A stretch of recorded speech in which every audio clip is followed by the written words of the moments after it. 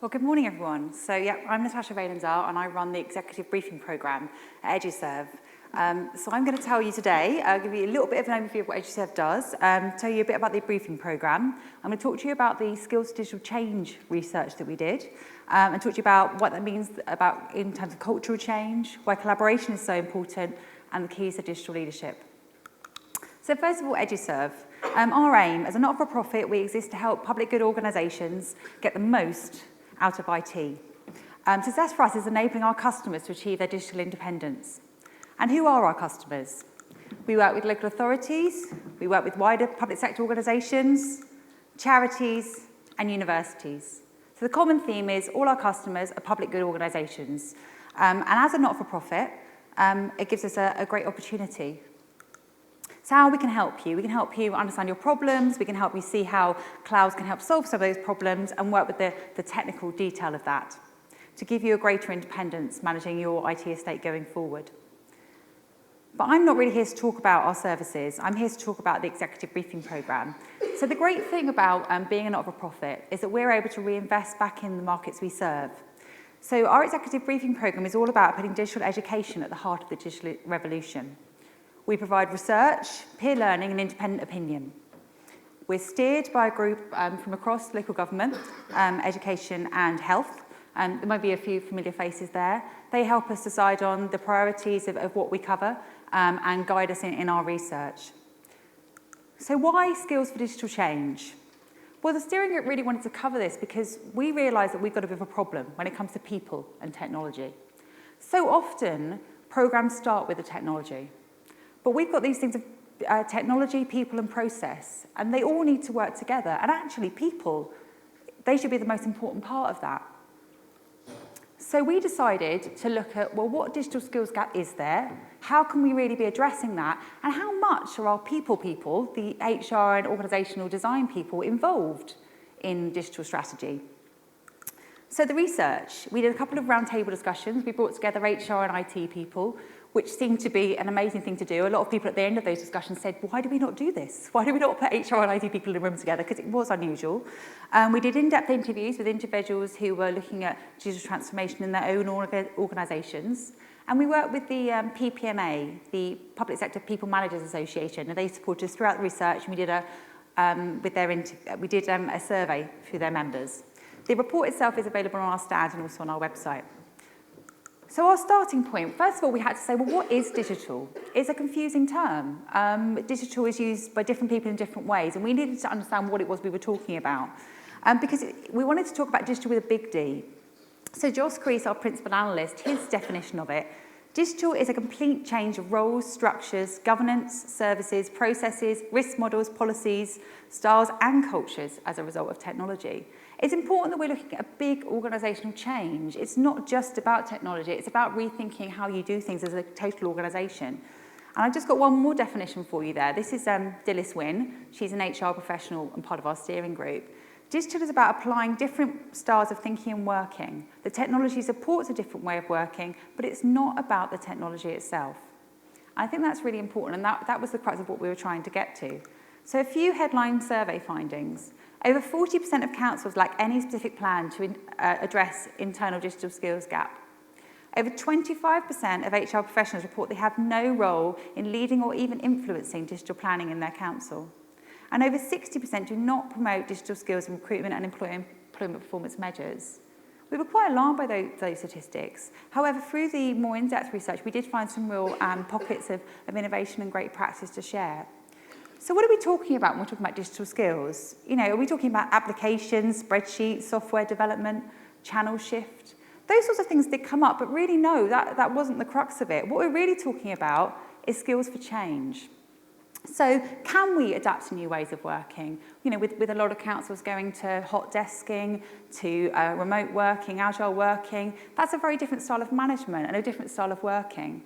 Can we be more customer focused? More outcome focused? Could we have good change and project management skills?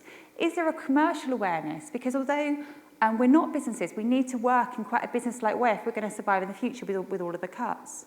Are we able to prioritise our resources? Do we have strong leadership? Are we enabling an environment that really allows our employees to see the art of the possible that is there with technology? And are we encouraging lifelong learning? What it came down to is that most people said that with the right attitude, you can learn most stuff. But and most technology, yes, some is more or less intuitive, and I'm sure you'll find that the applications in local government are perhaps a little less intuitive than perhaps buying something from Amazon, but still there is a sense that people can learn. What's the difference is, though, what it comes down to is culture, because we have a culture problem. So it is widely understood now that digital is a good thing. We want to innovate, but there's a real reluctancy to actually make the changes for that to happen, because you do need to work in a different way. You need to have some different values. So, for example, one head of ICT told me that his boss kept talking about agile, but was not prepared to accept any mistakes and didn't want anything out in the real world until it was perfect. Which, anyone who understands agile knows that is totally not what it's all about. You need to be able to fail fast, you need to be able to try things, you need to be able to get things out into the public domain so that people can actually start using a service and help you refine it. And that's really hard for somebody in that sort of position to be fighting against that sort of mentality. So, how do we create the right environment for change? So, Worcestershire County Council are doing some great work.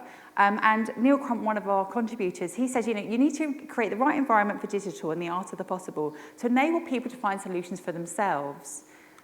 And he's got some great tips that I want to share with you for creating that cultural shift.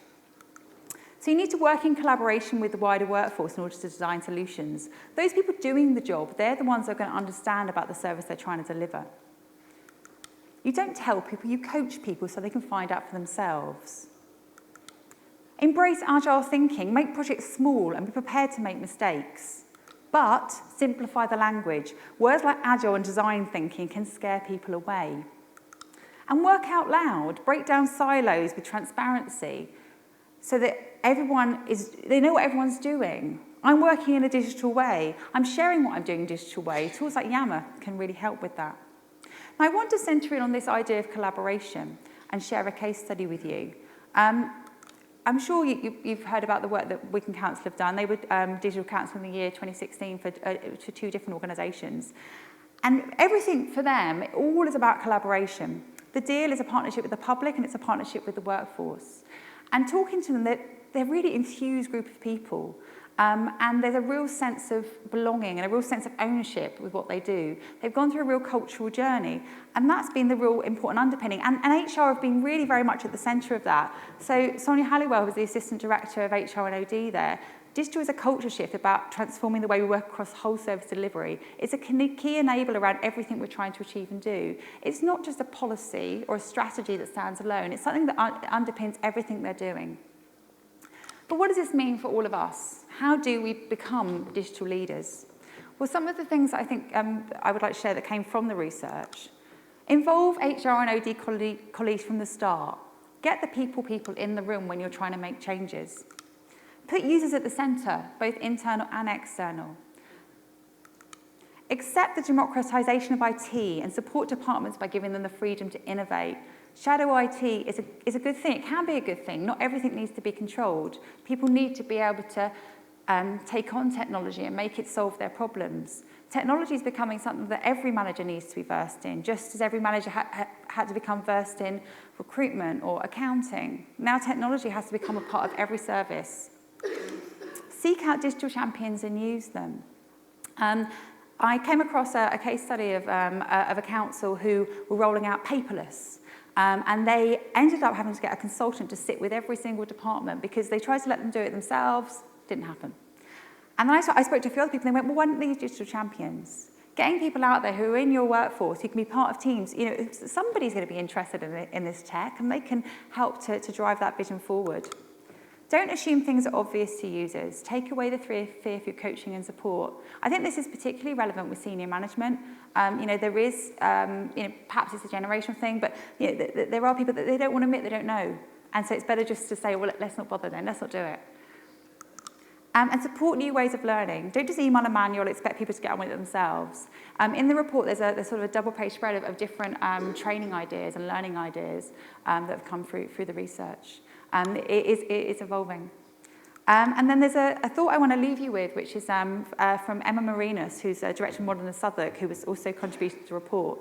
The whole world is changing and we need to change too, because if we don't, it will continue to erode our relevance and ability to deliver our services in a way that all citizens are adapting and changing to how they now run their lives. Part of my role and my team's role is supporting leaders and heads of service to start looking at things differently. And I think as ICT leaders, that's what we need to be doing. It's about supporting others to really understand the art of the possible and how technology can help. So like I said, we do have a stand here today. We do have some copies of the report. It's also available for our website. And we're going to be running a workshop also today. One of the areas that we looked at in the report was how members, what skills they have and what skills they need. And we're going to start digging into that a bit further when talking about how members can be digital change champions. So we're bringing two councillors here today, Lawrence Wood from Wycombe District Council and Fiona Cooley from Southwark, to talk about how, as the ICT community, how can we kind of help members to become digital champions and what sort of role they can play. So I hope you can join us for that at 12:15. Thank you very much.